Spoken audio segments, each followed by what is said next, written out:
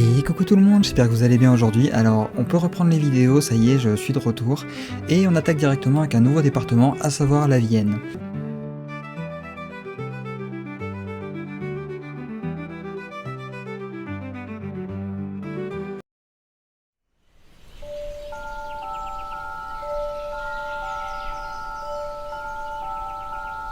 Nous avons déjà eu l'occasion de parler des fadets, ou fadettes, c'est selon.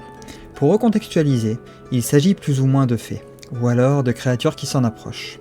Car le terme fadet désigne aussi bien une fée qu'un lutin. C'est vers Moussac-sur-Vienne, un petit village du département, que nous nous tournons, car non loin de ce dernier, vers Briard, se trouve une roche que l'on surnomme la roche aux fadets. Il est donc ici question de fées, car ce sont bien elles qui élisent souvent domicile dans ce genre de lieu, le plus communément. Mais ce n'est pas le plus important. Ce sont plutôt les deux histoires qui courent autour de cette roche. Pas au sens propre du terme, bien évidemment. La première nous parle d'un lièvre roux qui se serait égaré au milieu d'un troupeau de brebis. Car il faut savoir avant toute chose que ces fadets avaient pris l'habitude de garder les troupeaux durant la nuit sur les pâturages, et les ramener auprès de leurs propriétaires un peu avant leur réveil. Certains disent même que les brebis entretenues par les fadets étaient les plus belles de toutes. Quoi qu'il en soit, un soir, un lièvre s'était retrouvé au milieu du troupeau, et les fadets le prirent pour un agneau roux, ne lui laissant alors pas l'occasion de pouvoir s'en retourner dans la forêt. Le matin venu, les paysans eurent la surprise de voir le lièvre au milieu du troupeau. Ce qui nous fait remarquer que les fadets prennent à cœur la tâche qu'ils se sont octroyée. Ainsi, ils étaient connus pour bien faire leur travail. Même un peu trop bien, au point de ne pas laisser même un lièvre parvenir à leur échapper. Mais il y a une seconde histoire, et une autre de leur habitude, celle d'échanger leurs petits avec les bébés humains. Ce qui arriva à un couple qui constata rapidement que leur enfant avait bien changé. Ainsi, ils se rendirent sous la roche aux fadets, dans le but de récupérer leur bébé. Le couple n'eut d'autre choix que de faire pleurer, voire brailler le petit fadet, jusqu'à ce que ses semblables acceptent de refaire l'échange. Car si les fadets peuvent nous jouer de vilains tours, ils ne sont pas non plus méchants au point de faire souffrir des innocents. Alors le couple récupéra son petit, qui avait été bien nourri et changé. Le petit fadet, qui avait eu plus de peur que de mal, s'en retourna également auprès des siens, et les enfants ne connurent plus aucun autre échange ensuite. Ce qui met fin à notre histoire autour de la roche aux fadets de Briard.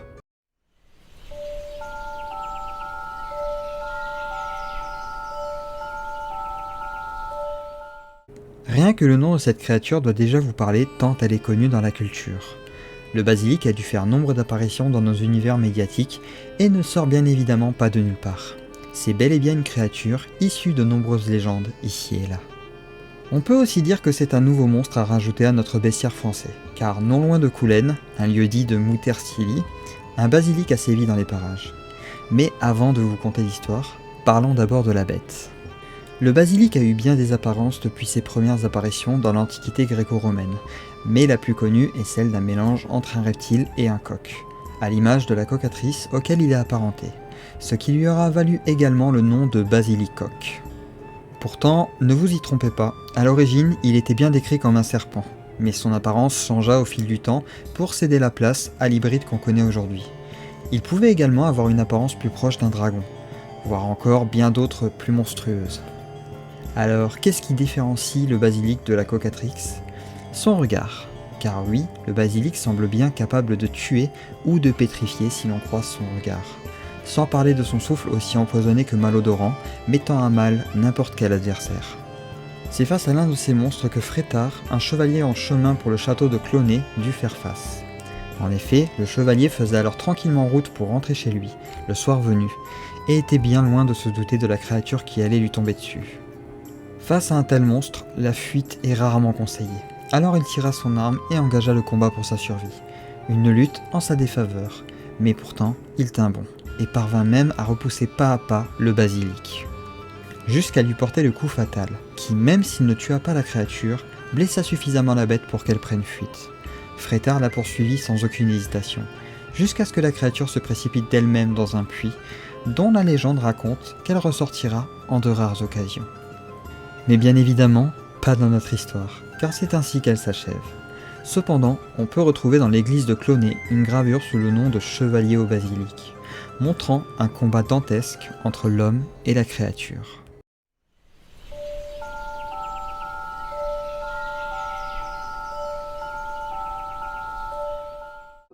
Nous avons déjà pu voir dans nos histoires la disparition de cités et de châteaux. Ce n'est pas un phénomène si étranger après tout, même si cela n'est possible que dans les contes et légendes. Bien souvent sur fond religieux à base de punitions divines. Non loin de Sillars, la ville de Lannes était autrefois connue pour être une ville aussi belle que prospère. Tout le monde semblait bien portant, et comme vous vous en doutez déjà, ce n'était bel et bien qu'une façade, car sinon, la ville serait encore à sa place. Selon la légende, le dieu unique était de passage dans notre monde, déguisé sous les traits d'un mendiant.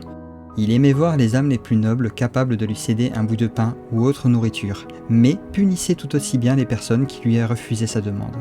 Dans la ville de Lannes, il alla tout d'abord voir les plus riches, et le verdict fut sans appel. On se rit de lui, et tous se plurent à l'envoyer paître, lui refusant alors toute forme de charité. Cependant, notre mendiant ne désespéra point de trouver une âme charitable. Il tomba alors sur une veuve pauvre qui fut contrainte de lui refuser le pain, mais pas pour les mêmes raisons. Elle n'en possédait tout simplement pas, juste de l'orge que le mendiant lui conseilla alors de cuire, chose qu'elle fit pour en tirer 2 grandes fournées. De là, elle put donner de la nourriture à l'homme. C'est alors que ce dernier lui conseilla de quitter la ville, elle et ses 2 filles. Mais surtout, son conseil le plus important, ne pas se retourner quoi qu'elle pourrait entendre. Elles s'exécutèrent en prenant le maximum d'affaires avec elles. Autant vous dire que les bruits qu'elles purent entendre se classent dans une catégorie que l'on ne peut décrire, Dieu punissant les âmes impures, incapables de bonté envers leurs prochains. Mais malheureusement, malgré le sage conseil, la veuve et ses filles se tournèrent pour voir. Elles se changèrent alors en grues et s'envolèrent, maudites à jamais. On raconte cependant que l'on put entendre les cloches de Lannes sonner durant la messe de minuit, jusqu'à ce qu'un jour, des gens se sont réunis pour en sortir des cloches sur place. Mais, en parlant du diable entre eux, les cloches seraient tombées et plus jamais elles ne sonnèrent depuis. Quant aux fameuses grues, impossible de les chasser. Pour toujours et à jamais, elles reviendraient dans le coin, liées à cet endroit qui fut autrefois la ville de Lannes.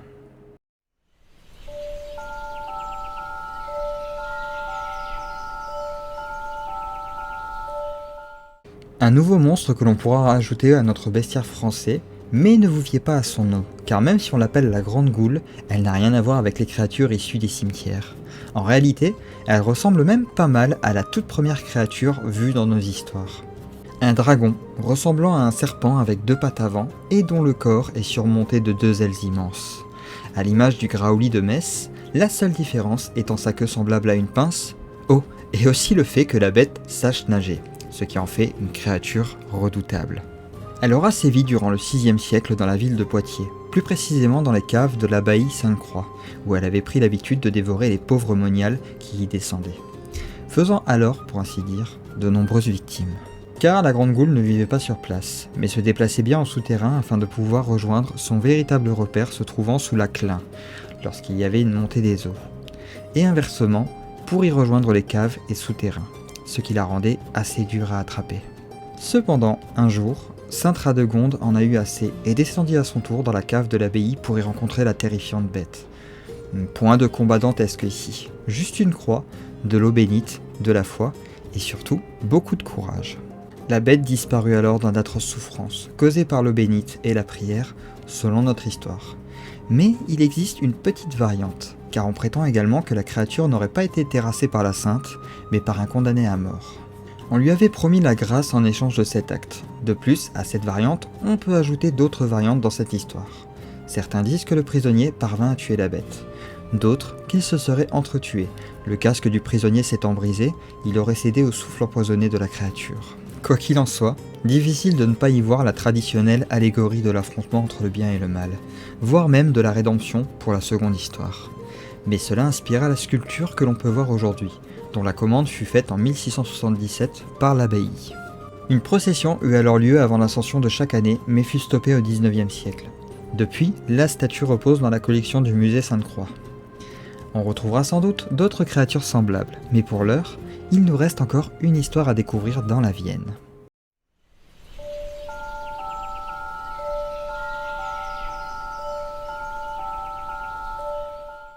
Nous finirons nos légendes avec l'histoire du gouffre de Fonserin, creusé selon les dires par une punition divine.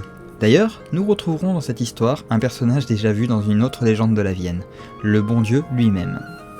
car il était souvent admis dans la culture populaire que le divin pouvait descendre sur ces terres, et ce fut le cas lorsqu'il rencontra, en se baladant, un groupe de bergers et de bergères plus occupés à faire la fête que de se rendre à la messe du dimanche.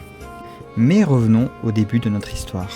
Non loin de Lussac-les-Châteaux, il nous faut revenir à l'époque où le gouffre n'existait pas encore. L'hiver avait été rude pour les habitants qui désormais profitaient d'un temps plus clément avec l'arrivée d'un printemps bien plus doux. En chemin pour se rendre à la messe, un groupe de bergers et leurs femmes s'arrêtèrent dans la campagne pour profiter du beau temps et faire la fête, sous le regard attentif d'un vieil homme de passage qui les invita à reprendre leur route, car la messe venait de commencer. Cependant, dans l'état de liesse qu'ils étaient, le vieillard ne reçut pour toute réponse que des éclats de rire, ce qui l'obligea à venir se poser devant eux. Il crut bon de les avertir qu'en ce jour de Pâques, qui plus est, il ne serait pas bien vu par le ciel un tel manquement, rappelant alors qu'ils auraient toute la semaine pour profiter du beau temps. Mais à nouveau, la seule réponse qu'il reçut ne fut que moqueries et rires incessants. Une bergère au centre du groupe ennuya assez de ce vieillard qui venait ainsi les importuner. Elle siffla ses chiens et les lança sur le vieil homme qui resta debout, statique, reposant sur son bâton et levant simplement une main. Peut-être aurait-il laissé passer si on ne lui avait pas lancé 2 molosses sur lui. Mais cet affront-là, il ne pouvait pas pardonner, et d'un coup le sol s'ouvrit en deux pour engloutir bergers et bergères, qui disparurent dans la brèche, et plus jamais on n'entendit parler d'eux.